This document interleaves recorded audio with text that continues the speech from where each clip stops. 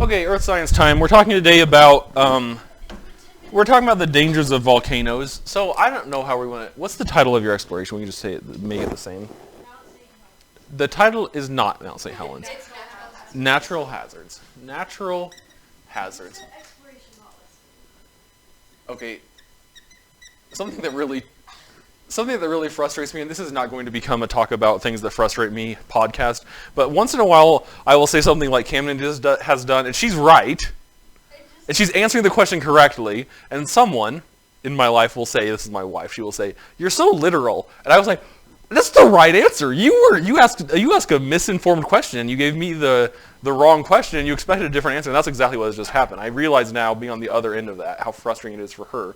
But I also, Camden, I feel really deep in here how you feel, where I ask a flawed question, you give me the right answer, but I'm frustrated with you about you having the right answer. And that's a rough position to be in, isn't it? So I apologize. You get a ramrock.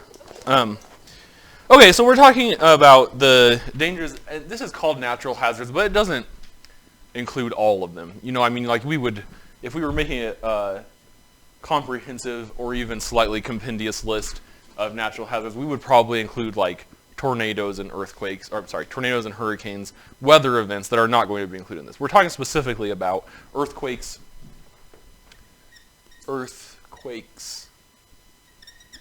and volcanoes.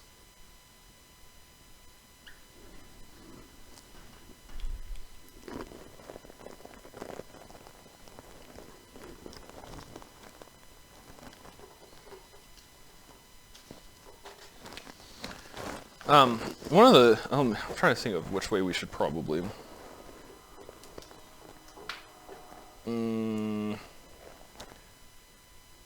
Let's start with earthquakes, I suppose. So we'll just start with earthquakes here. What is an earthquake? What happens? Just in layman's speech or in senior in high school speech, what is an earthquake? In the land before time, the little baby dinosaurs call it an earth shake, which that's cute, and that's kind of like what it is. We're getting closer now. What did you say? Okay. Movement of. If we say tectonic plates, that kind of, to me, that would imply that the whole thing is moving, which maybe is specifically true. But I'm going to even make it a little bit more basic and say movement of the ground due to tectonic activity. Due to the ground, due to tectonic activity. Now I want to show you something from the old earth science book, which I thought I still had here somewhere. Oh, there's a neat picture. Marissa, would you do me a favor and hop up and in the supply closet in the back are green earth science textbooks. They just say earth science. It doesn't matter to me if you get the teacher wraparound edition or the student edition. Just go find one because there's a neat diagram that I want to show you that will be on your test, and I wanted to point that out. But it's due to tectonic activity, which we know from our previous lessons is defined as the movement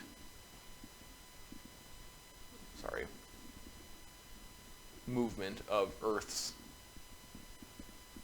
lithosphere.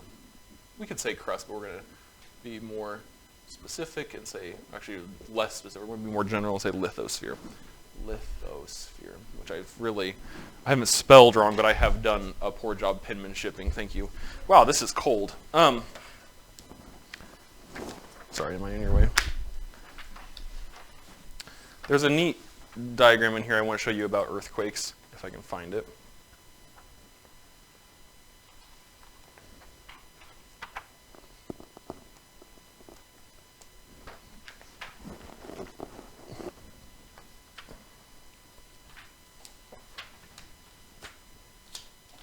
What causes plate tectonic activity in the meantime? Which you should know. Like, what is the physical cause of tectonic activity?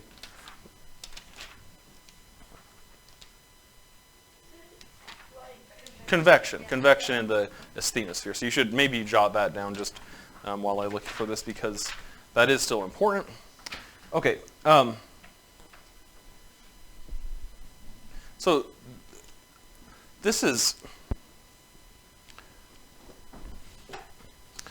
I'm trying to think of the best way I can relay this to you. Okay, I'm going to show you guys first, and then I'm going to show. Yeah, I'll just show the camera first, and then when you're watching the video, you can pause it. Then I'll show you guys over here. So this is what we call a stress-strain curve, which is about earthquake, because it's a common misconception that an earthquake is just like. Well, I could say there's two faces of this misconception, where the lay population, or like our non-understanding ancestors or an animal, might just feel like the ground has suddenly moved. I mean, that would be a very common, movement of the ground. The baby dinosaurs in the land before time might think of an earthquake as just an earth shake. Like, the ground is just moving. You might even, if you were an ancient Roman or an ancient Greek or an ancient Hittite or something, you might think, oh, the gods are angry. The ground has moved. What can move the ground? The gods are angry, right? And I'm not even necessarily espousing that that's not the case. Your beliefs have really nothing to do with this, but it's a common misconception that the ground has just moved, that there's just an occurrence of the ground moving, and that's all there is to it.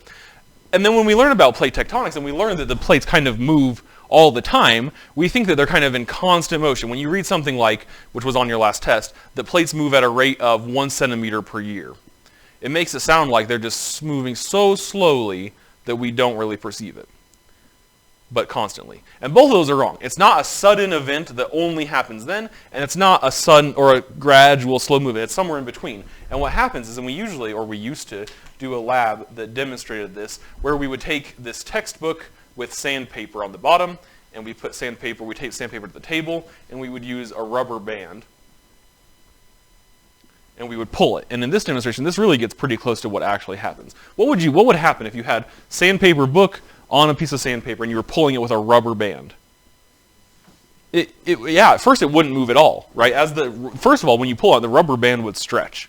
And that's what's indicated here on this stress-strain curve as stress. So the rubber band would be under stress.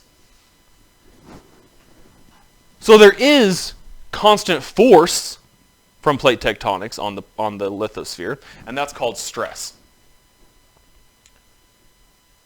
Constant, I'm not going to call it constant, maybe not necessarily constant, but relatively constant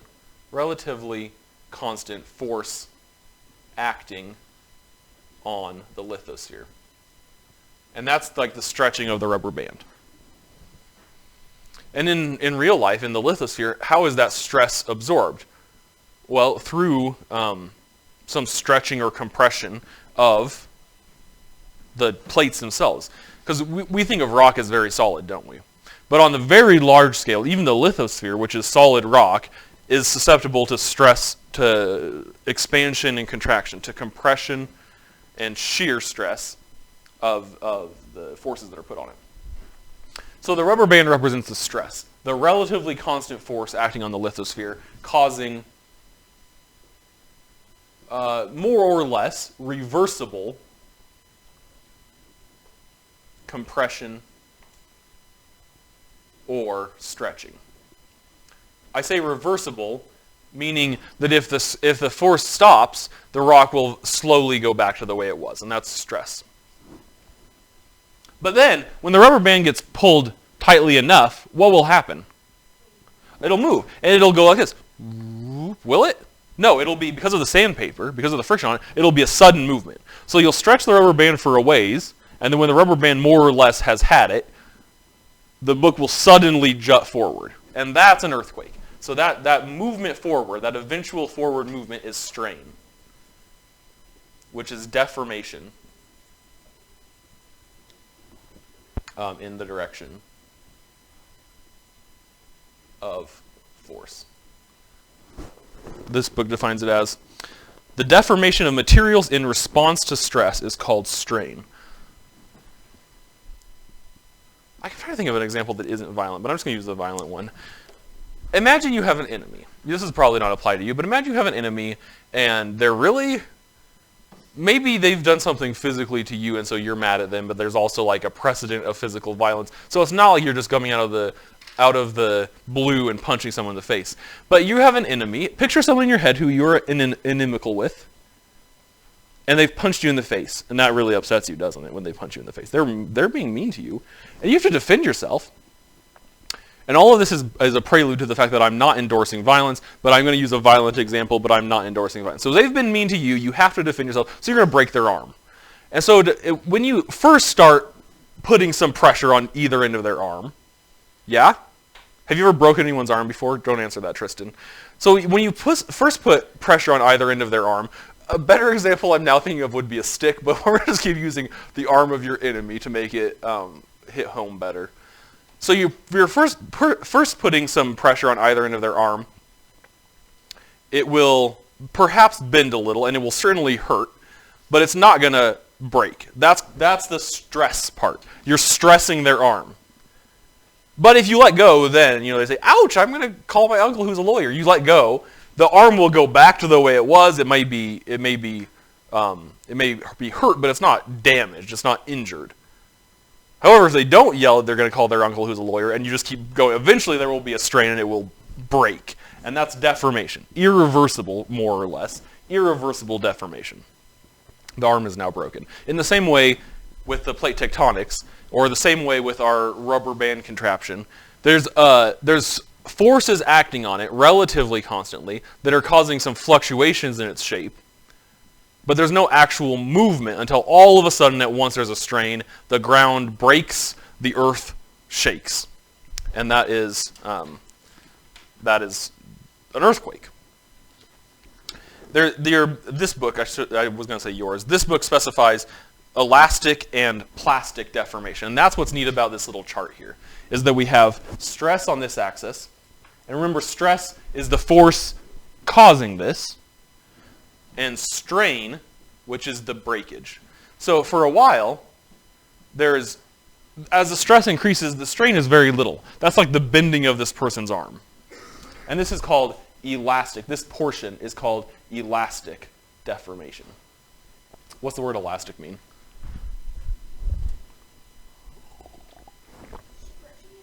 Yeah, stretchy. It'll go back. That's. I'm going to draw a little picture over here of Camden breaking someone's arm. This is Camden with her pigtails and her smile. I'm going to draw this spooky little smile on her like she's so happy to... And this will be Kendall. Oh, you need your other arm over here, Camden. This is Kendall. And Kendall has this face on because her arm is getting broken.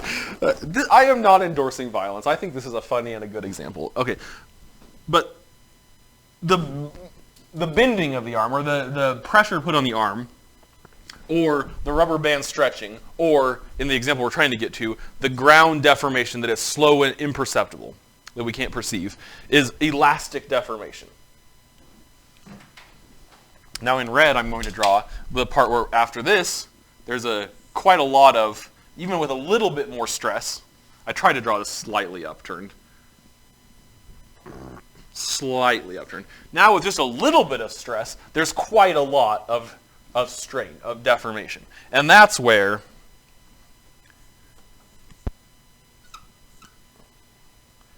broken arm, or sudden movement of the book, or in our plate tectonics definition, an earthquake. So the earthquake, I'm just going to write that in red. So all the red up here represents what we call plastic deformation.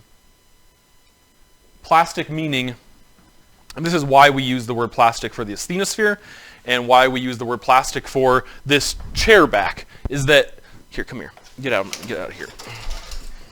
I'm not going to do it. This is elastic deformation, right? But the reason this is called plastic, the reason this chair is called plastic, is that if I do it enough, it'll just stay that way.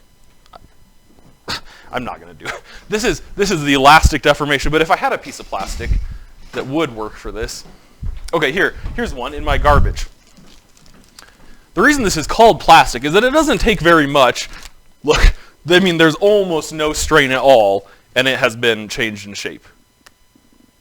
Check it out again. I'm going to do it again. This time someone watch me. Flat little plastic with very, very little pressure. I bend it, and now it's just like that. That's why it's called plastic, because the strain happens. The curve of stress versus strain for that material we call plastic is really mostly plastic deformation. Every material has its own stress-strain curve. We call it a stress-strain curve. The stress-strain curve for this might be for the rock that makes up an earthquake. The stress-strain curve for my plastic example, strain. For the object we call plastic, it might look like this. Like it's a very, very little strain, or very, very little stress, and then it's strained. For diamond, stress, strain. For diamond, it might look like this. But you can put a lot of pressure on a diamond and almost nothing happens. And then with a teeny, teeny bit more pressure, it shatters. It's completely deformed for all eternity. Last thing, and this is the point we actually call the shattering of the diamond, or for this plastic where it just is bent, or for this part that is the earthquake, we call this is kind of a judgmental thing, but we call this the failure. Do you have one of these psychologically in your life? Of course you do. Of course you do. This is getting into metaphysical or metaphorical territory, but someone pushes and pushes you. They call you ugly fatso every day of your life for your entire high school career, and it stresses you. I mean that in the scientific way here. It's still a metaphor. And then eventually there's a strain. You can't take it anymore, and so you say, "You're not so pretty or skinny yourself, bro." Things like that. That would be the failure. I don't mean that it's a moral failure, obviously, in that way. I mean that on our stress-strain curve, the explosion that you espouse to that person is a failure on the stress-strain curve. I think this is a lovely analogy. It's really come together much better than I thought it would at the beginning. The failure is when the actual breakage happens, like the shattering of the diamond or the breaking of the arm or the metaphorical explosion when someone has been pushing you, bullying you for 4 years, and you finally say, "You know what, Carly, I've had it. Stop being so mean to me." This is about me now. It's getting very personal. Carly is mean to me. At Carlos Lemon on Twitter. That's her Twitter handle. Let's talk about the waves of an earthquake. What do we call the waves that make up an earthquake? Seismic waves. Still talking about earthquakes. I'm going to do this little portion in orange. We've got about 12 minutes. We should have a little bit of time to talk about volcanoes still. Seismic waves. You learned from your exploration that there are, usually we say there are 3. Is that what your book says? That there are 3 kinds of seismic waves? Yeah? Okay. P waves, S waves, and surface waves. The P and the S stand for primary and secondary. And then there are surface waves, which they're not abbreviated for anything. P waves, I'm going to do this in a different color. P waves the particles that make up the rock move in the same direction that the energy is moving. Let me see if I can erase some of this. Can I erase the part about the explanation of the rubber stress and strain here? So P waves, the particles that make up the rock, which, atoms or molecules or whatever, are moving in the same direction that the energy is flowing. So in general, if we have here the land, the epicenter, and the focus. You're familiar with these words, right? This is a little house. This is the epicenter. You familiar with epicenter and focus? The focus is the location at which the failure actually occurred.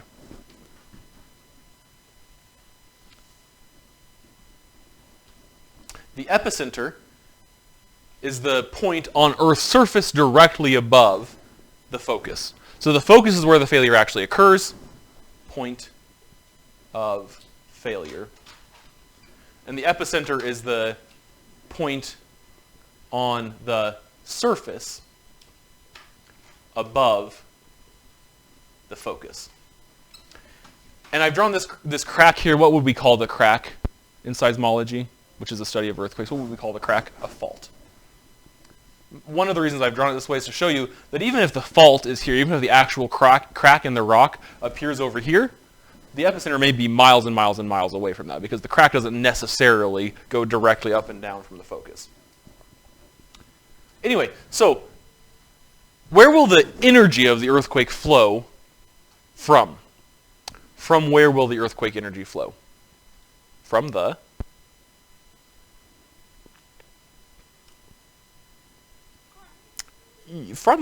what's the place where the earthquake starts? It'll flow out from the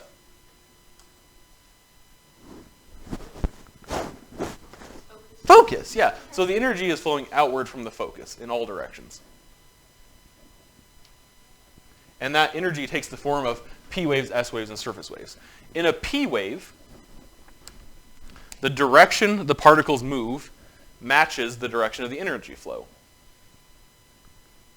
So I'm just going to do that on this one arrow. But they match the direction of the energy flow. So if the energy is flowing right, the particles move left and right. That's P wave. In an S wave, it moves perpendicular to the direction of energy flow. So if the energy is flowing right, the S wave flows up and down. In a secondary wave, it's only happening on the surface, and the particles are moving in this circular pattern. Kind of like an ocean wave. Really quite like an ocean wave. The ground goes, and you've seen this in some videos. The ground actually physically moving in like the waves of the ocean.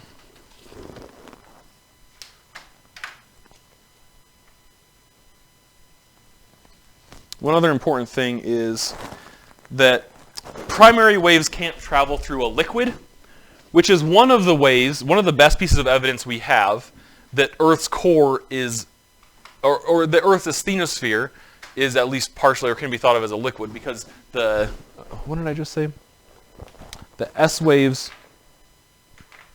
do not travel through, did I just say the S waves don't travel through a liquid?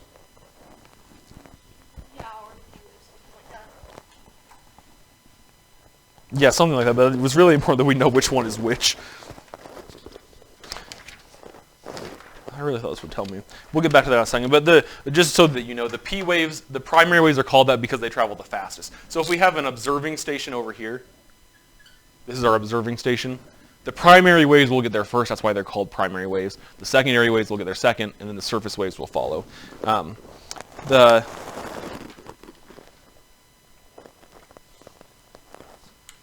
I really thought this told me.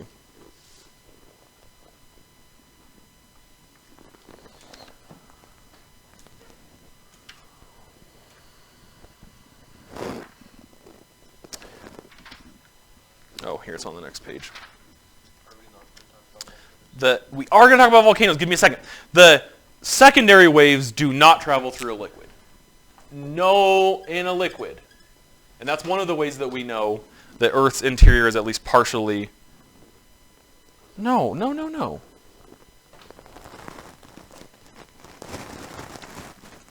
Yeah, I'm right. Yes, that's right.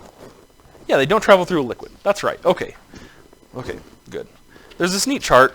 I'm going to hold it up here. I love this chart, but I was confused by it, and so you just look at it for yourself.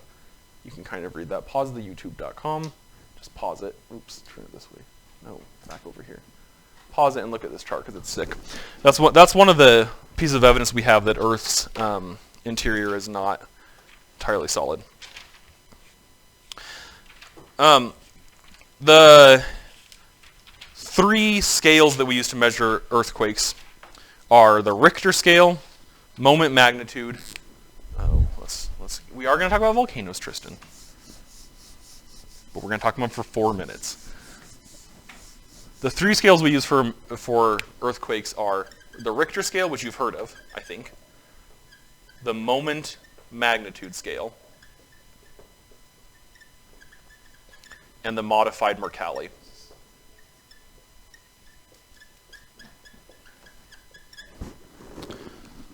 The Richter scale measures based on ground movement.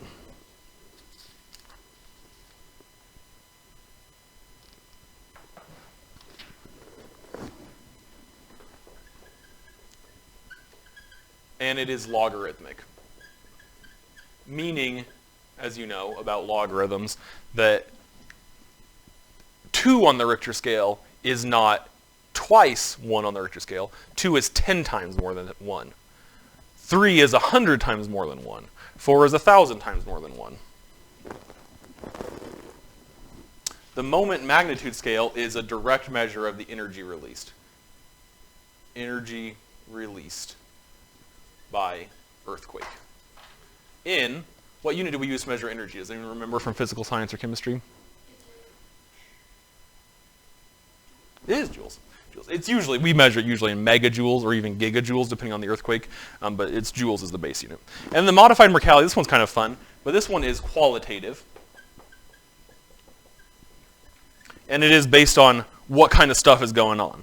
The modified Mercalli, for instance, says on 1, not felt except under unusual circumstances. And then on 8 it says chimneys, smokestacks, and walls fall down. Heavy furniture is overturned, partial collapse of ordinary buildings. And then 11 says few structures remain, bridges are destroyed, railroad ties are bent, broad fissures form in the ground. I'm going to hold this up so you can pause it and look at that too, but that's the modified Mercalli. What's the word qualitative mean? What number? No, that's quantitative. Qualitative means Like the quality. the quality, like how we feel it. It's like how it has to do with the damage that human beings experience.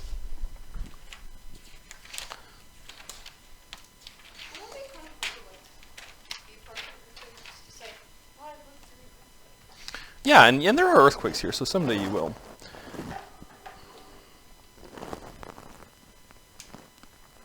I'm trying to see if there's anything about, this might just be about earthquakes.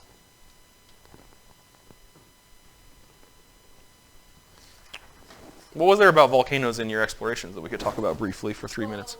The first exploration talked about mountains. And was it about the way different kinds of magma cause different kinds of volcanic eruptions? Because we did that on our last test. About, like how the eruption happened and like why it happened, like the subduction and everything, what happened within that, and then it like goes into explaining how it affected space. This pink test is, I'm finding out now, is just about earthquakes. So the stuff that we talked about today will cover, I don't know, between 80 and 90% of what's on here. Everything else should be in your explorations. Didn't we already talk about volcanoes? Volcanoes? So you could draw a really awesome picture of a volcano there, but what I was going to have said about volcanoes, now realizing that we've already probably talked about it, is that basaltic, andesitic, and granitic magmas cause different kinds of eruptions, which we have talked about. Different kinds of volcanoes result from those, like the basaltic volcano, or basaltic magma causes a shield volcano. Generally, granitic magma causes a cinder cone or a composite volcano. There are things like pyroclastic flow, which now I'm realizing was on the last test, and that's why I remember people talking about pyroclastic flow, is because we had already talked about it. But this was a month ago, homies. Let's go. It's time to leave. Bye.